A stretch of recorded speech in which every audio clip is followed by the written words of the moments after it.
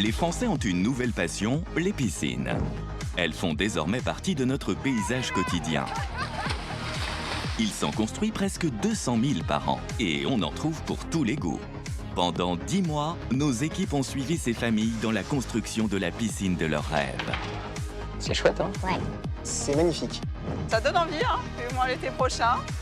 Elles ont également partagé au quotidien le travail des professionnels qui les ont fabriqués. Justement, ramenez là, je vous modifie la marche, suivez-moi. Comment vont se dérouler ces chantiers parfois spectaculaires? Bon, ça y est, c'est en place? Quels seront les problèmes et les difficultés auxquels les spécialistes vont être confrontés? On a trouvé un gros caillou qui s'était logé. Quelle sera la réaction des familles devant l'ampleur des travaux? Je m'attendais à voir deux mecs avec un marteau-piqueur. C'était juste fantastique, elle était arrivée par les airs, ça décoiffe un petit peu. Ça dépasse ce qu'on avait pu imaginer. Et quel sera le résultat final?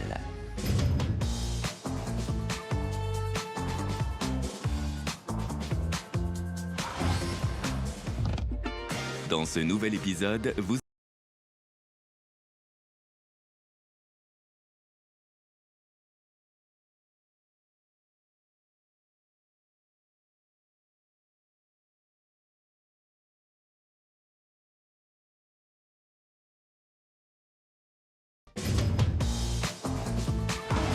C'est ici, dans la banlieue ouest de Paris, que vivent Justine et Jean-Rémy.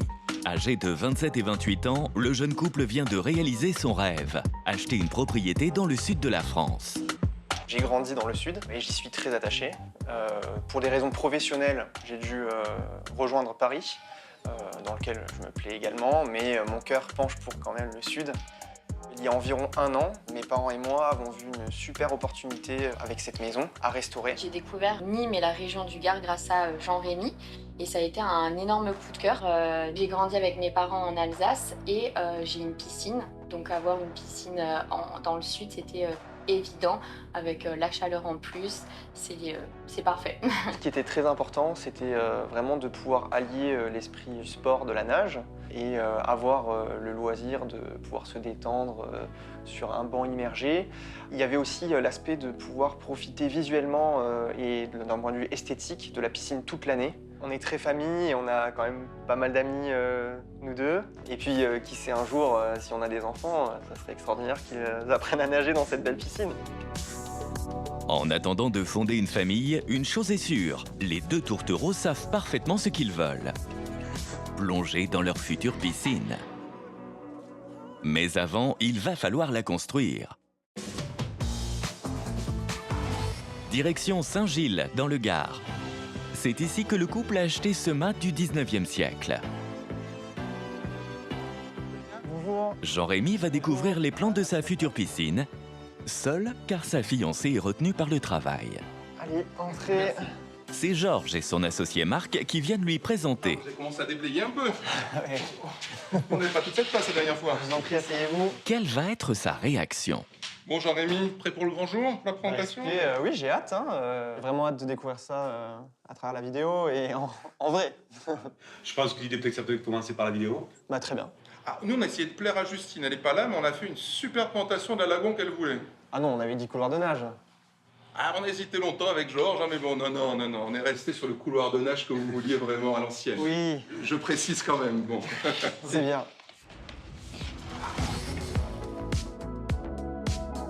C'est magnifique. On est parti sur un bassin qui fera 12 par 3, avec une plage immergée en bout de bassin qui fera à peu près 2 par 3, on va dire, en termes d'empiètement, avec la partie podium où est-ce qu'il y aura des geysers qui seront positionnés.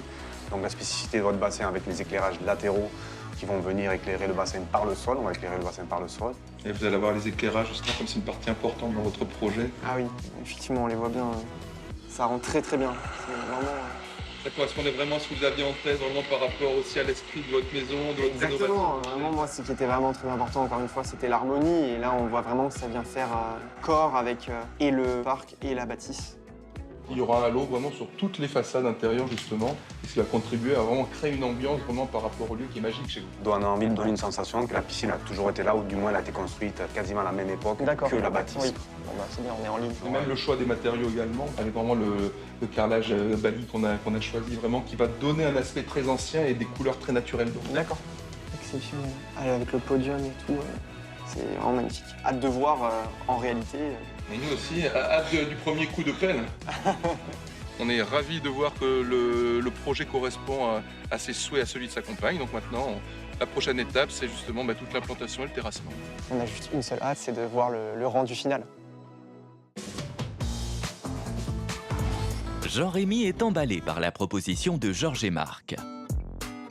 Les travaux peuvent donc commencer. Il faut tout d'abord procéder à l'implantation de la piscine. Cette étape consiste à dessiner au sol l'emplacement, la forme et les dimensions du bassin. On est en train de positionner des piquets qui sont parallèles à 5 mètres de la maison pour avoir l'alignement de la piscine, qu'elle soit bien parallèle à la maison. On trace une parallèle à la terrasse pour donner un alignement à la piscine qui va être sur la longueur. Donc ça, c'est assez facile, on va se situer à 5 mètres. Et dans l'autre sens, on va prendre l'alignement de la façade. Donc on est obligé de tendre un cordeau le long de la façade qu'on n'ait pas la piscine et qui soit des accès. Donc on aura l'arrière de la margelle qui tapera pile poil à l'alignement de la maison. Hello. Oui, bonjour Jean-Rémy, c'est Georges, vous allez bien? Oui, bonjour Georges, vous allez bien? Ça va, merci et vous? Ça va, ça va. Juste vous appeler, on est en pleine implantation là. Donc je vais envoyer une photo pour valider un petit peu les alignements. On est à 5 mètres à la terrasse et il y a quelques branches qui sont un petit peu en aplomb de la piscine, mais rien de catastrophique, quoi. Du coup, dès que vous recevez ma photo, vous me validez et s'il y a une question, n'hésitez pas à me rappeler. On fait comme ça? C'est très bien, merci beaucoup Georges pour votre appel. Merci Jean-Rémy, à bientôt. Jean-Rémy a donc validé le positionnement de la piscine. Si l'implantation n'est qu'une simple formalité, il est important que le client donne son feu vert avant de creuser. Georges et Halim, le conducteur de travaux, peuvent donc tracer à la bombe les repères visuels pour la pelleteuse. Pas de temps à perdre. Le camion qui transporte la pelleteuse arrive sur place. Georges termine les derniers traçages au sol. Le terrassement va pouvoir enfin commencer. Ça y est, c'est fait. Donc du coup, Arnaud va pouvoir monter sur la pelle et commencer à creuser. Donc là, sur cette-ci, Arnaud a l'intention de démarrer par la partie la plus profonde et repartir sur la partie la moins profonde, qui est un peu plus, où on est un peu plus à l'aise quand on creuse. C'est parti, le premier coup de pelle est donné. Le creusage va devoir respecter la longueur et la largeur, mais aussi la profondeur voulue de la piscine. Pour l'instant, Arnaud, qui est aux commandes, ne rencontre aucune difficulté. La terre est meuble et le sol ne contient aucun rocher. Il lui faudra tout de même 48 heures pour évacuer 83 mètres cubes de terre, soit l'équivalent de 130 tonnes. Alors que le terrassement touche à sa fin, le camion arrive pour livrer des graviers. Ce ballast sera déposé dans le fond du trou pour drainer le sol, mais aussi pour que le béton ne soit pas en contact direct avec la terre. Livrés dans de gros sacs de chantier, ils ne peuvent être acheminés vers le trou qu'avec la pelleteuse, chacun pesant plus d'1 tonne. Ils sont ensuite répartis uniformément avec le râteau et la pelleteuse pour gagner du temps.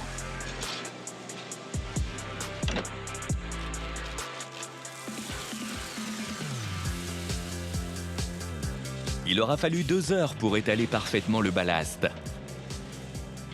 Le trou avec les graviers est opérationnel pour la prochaine étape.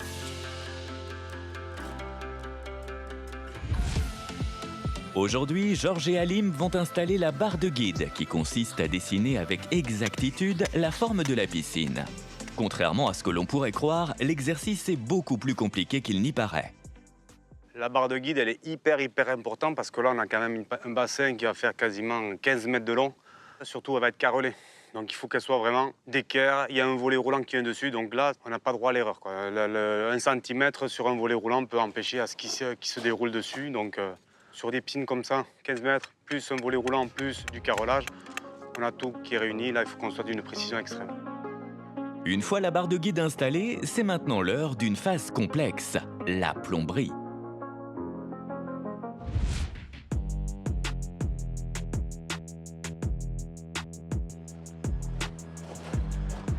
Du coup, ouais, on le met centré, à vérifier quand même. Donc ça, c'est l'aspiration des jets, on est d'accord? Des jets pour le podium, ouais. Ça marche. Ce ne sont pas moins de 350 mètres linéaires de tuyaux qui vont être installés.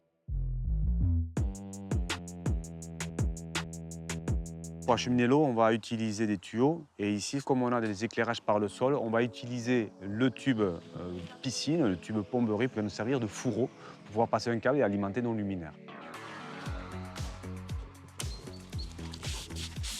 Kalim est en train de préparer tous les éclairages par le sol.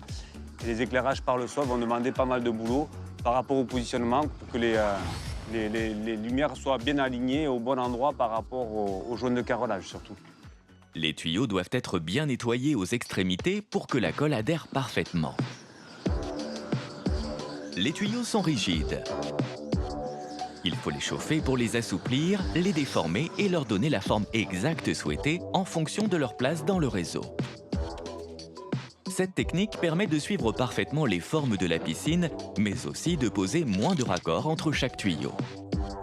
Il y aura entre 5 et 10 cm maxi au-dessus du podium et en fin de compte, on aura des geysers, on pourra régler aussi le débit des geysers, on aura des geysers qui sortiront de l'eau et qui donneraient une ambiance un petit peu bassin Versailles, quoi, avec des geysers qui sortent sur les côtés, quoi. Avant de se croire à Versailles, il faut déjà terminer la plomberie et surtout ne pas se tromper dans les plans de montage. Réaliser la clarinette qui va alimenter les geysers, donc il y aura 5 sorties. Donc on est obligé de positionner les tuyaux en calculant avec les épaisseurs de mur, les dimensions des plages latérales. Donc on est à peu près là, on va passer sous le tuyau et on va aller vers le local technique. Après plus de 4 heures de montage complexe, la plomberie et l'électricité de la piscine sont enfin terminées.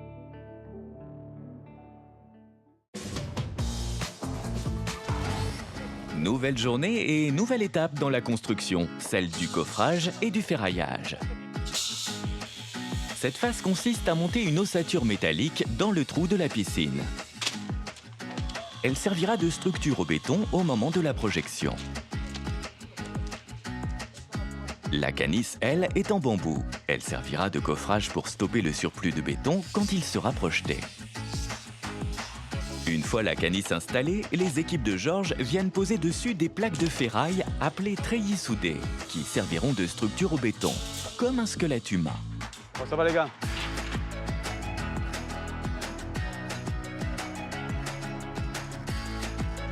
Il faut qu'on vienne donner un peu plus de rigidité à la piscine par rapport à la longueur, à la poussée. Et pour pas qu'elle fasse un ventre, on va dire, on va doubler la ferraille pour encore raidir un peu plus la structure béton pour qu'elle bouge, mais pas d'un poil.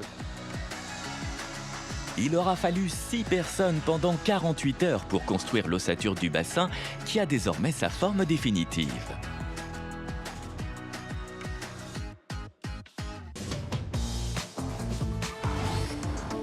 Le jour se lève à peine sur Saint-Gilles. Bonjour. Les équipes se mettent en place. Aujourd'hui, ils vont projeter le béton dans la piscine. Mais avant toute chose, il faut préparer tout le matériel avec soin et minutie. Arnaud relie les tuyaux à la machine à projeter. C'est elle qui permettra au béton d'arriver à plus de 200 km/h dans le bassin. Les tuyaux doivent être parfaitement imbriqués les uns aux autres pour qu'il n'y ait aucune fuite. La première toupie arrive sur place. Le camion va déverser le béton dans la machine qui servira à projeter. Toutes les équipes sont fin prêtes. Chacun est à son poste. La projection va pouvoir commencer. Le béton jaillit à plus de 200 km/h. Il faut donc être deux pour tenir le tuyau, car la force de propulsion est impressionnante.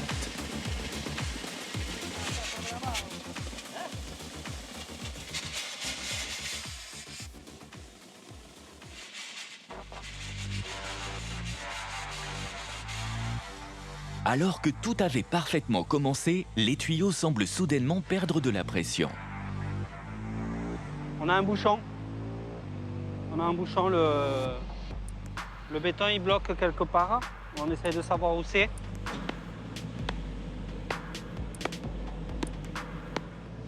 Je continue à avancer là. Excuse-moi Arnaud. Pour savoir à quel endroit est positionné le bouchon, en fait, on marche sur les tuyaux. Là, tu vois, il est beaucoup plus dur là. Là, Le tuyau est censé être relativement souple et aux endroits où il est dur, c'est qu'il y a du béton et qu'il ne veut pas avancer. Une fois le bouchon identifié, il va falloir l'enlever rapidement avant que le reste du béton ne durcisse dans les tuyaux et que tout casse. C'est à coups de massue que les équipes brisent ce roc qui a stoppé la projection. Arnaud remet la machine en route pour vérifier que plus rien n'obstrue les tuyaux. Après recherche, on a trouvé un gros caillou qui s'était logé. Ça peut arriver parce que les engins toupies font beaucoup de tournées de différents types de béton avec des granulométries différentes. Il peut y avoir un résidu, même si on demande un soin particulier pour notre béton à nous, qui demande une granulométrie très fine. Une fois le problème réglé et les tuyaux rebranchés, les équipes peuvent poursuivre. Pendant plus de 7 heures, les équipes vont projeter et lisser 30 mètres cubes de béton, 72 tonnes en tout. Le béton sèche très rapidement. Il faut enchaîner sans s'arrêter une seule minute.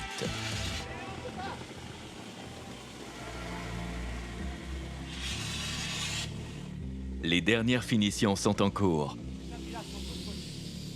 Avec une règle, le béton est coupé pour pouvoir ensuite être parfaitement lissé. Arnaud, qui dirige les opérations, va devoir abandonner sa télécommande quelques instants pour venir prêter main forte au reste de l'équipe.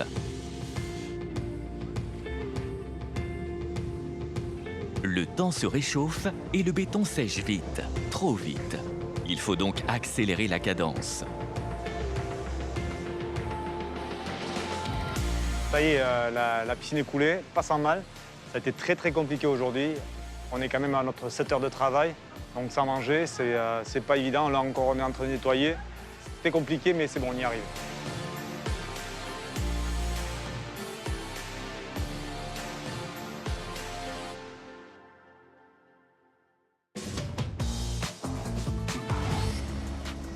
Il aura fallu attendre 2 semaines avant que le béton ne sèche. Et aujourd'hui, Georges retourne à Saint-Gilles pour poser les margelles qui vont entourer la piscine, élément esthétique essentiel. L'exercice est minutieux. Pour que les dalles soient parfaitement alignées, il faut démarrer par les 2 bords extérieurs et finir par tailler de manière équilatérale celle du milieu.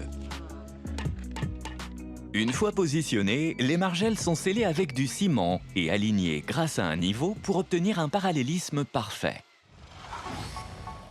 Là, on a quand même près de 500 carreaux à poser, donc il y a quand même pas mal de boulot sans compter les découpes. La piscine a pris forme, mais elle n'est pas encore terminée. Sur cette piscine, Justine et Jean-Rémy ont choisi du carrelage de Bali pour que la piscine soit en harmonie avec l'environnement nature de leur maison. Justine, la propriétaire, n'a encore pas vu la moindre étape des travaux. En mettant cette cale, on permet de vraiment aligner les 2 carreaux l'un à l'autre. Sur une piscine de cette longueur-là, qui fait environ 14 mètres, il va falloir compter quand même une bonne semaine de carrelage, à minimum 2 personnes.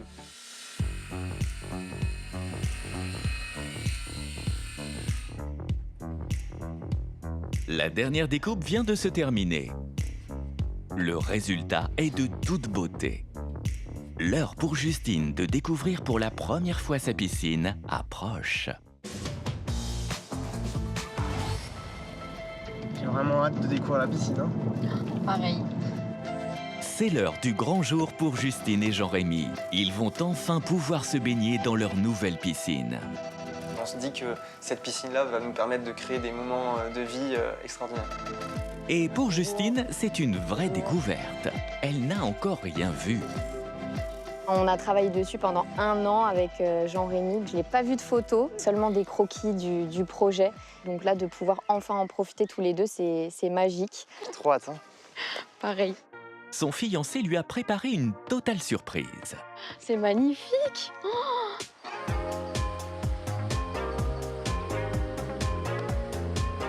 Il y a 6 mois, le terrain n'était qu'un terrain mal entretenu. Aujourd'hui, c'est un couloir de nage de 12 mètres par 3 qui y trône. Elle est magnifique, elle est belle. Hein. Wow.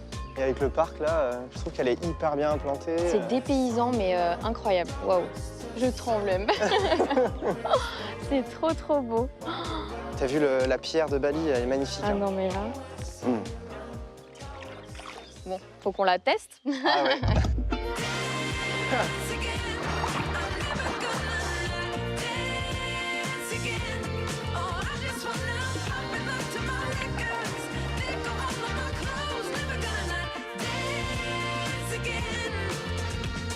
Jolie découverte, incroyable, encore mieux que ce que j'imaginais.